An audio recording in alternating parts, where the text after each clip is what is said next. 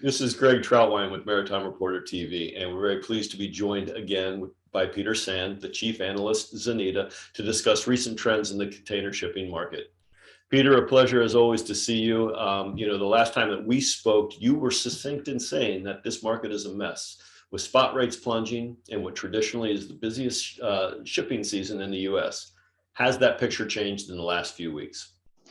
It has indeed, Greg, been an actionable or an action-packed market, to say the least.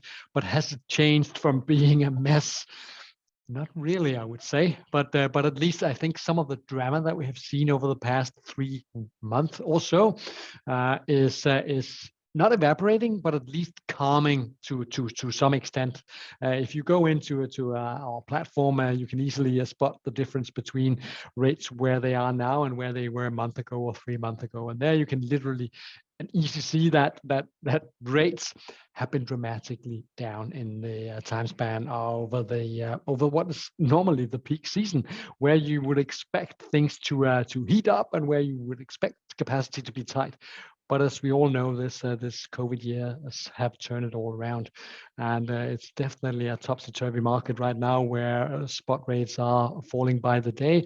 Until recently, I must say, the pace of the decline has come off, and we can also see a few odd ones out, especially if you ship from Far East into South America.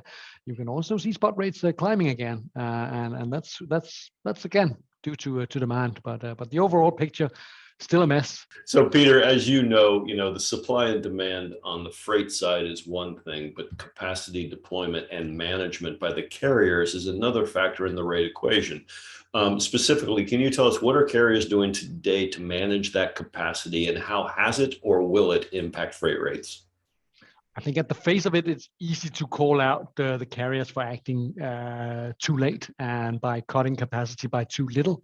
But if we go a little bit deeper, and I always appreciate giving an opportunity to put more perspective to it, we can definitely see that carriers on a key trade in the current market, the Trans-Pacific, of course, where carriers have cut capacity by some 11% when compared to the same 3 months of last year. When we look at August, September, and early October, where the carriers got quite a few headlines also from Xeneta, when we set the focus on the fact that in terms of sailings being blanked in the weeks immediately after the Chinese Golden Week was all up to 50% of blanking sailings, but that was in many ways perhaps all the drama that you needed in order to highlight the fact that carriers obviously try all the time to balance their networks to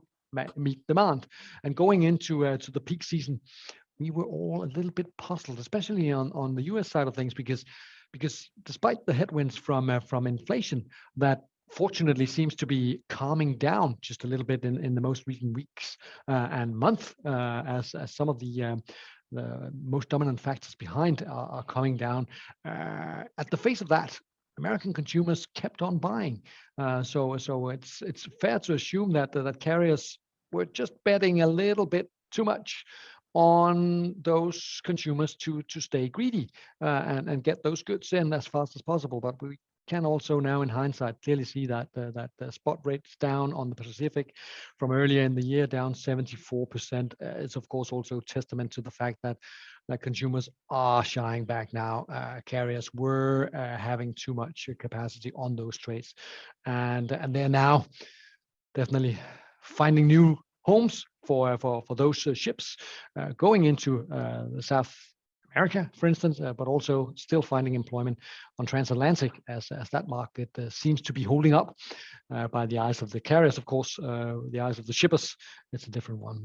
They prefer cheaper rates, high service, high quality, and in-time shipment, and they may get that next year. When you look at the container shipping market in the whole, where do you, from the carrier side, see strengths and weaknesses?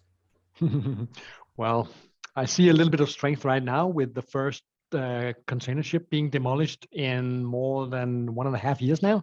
It's a tiny ship, a 32-year-old 1,248 boxes on board of that.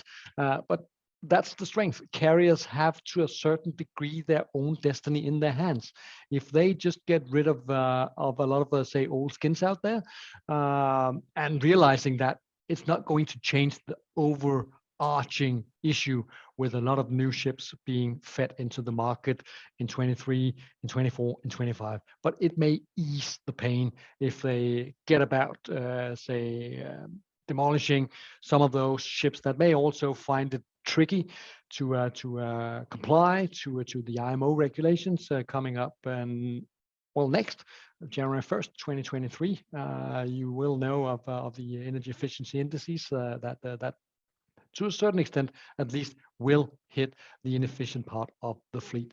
So that's a part of the strength that you see with the carriers. But in terms of weakness also, if we are to pinpoint one weak spot here, it's certainly the fact also that of course, at the end of the day, they're looking back now at super strong spot markets, and they now need to revamp their business towards a different environment going forward. One there where boxes are the number of boxes being transported will fall on most trades, and they need to basically, most importantly, re-establish their key relationship to freight forwarders, to major shippers, to the key BCOs that they need for a sustainable business going forward. And I think that is the number one agenda item for all carriers right now, to reestablish that vital relationship with your customers going forward, as they face significant headwinds from the market fundamentals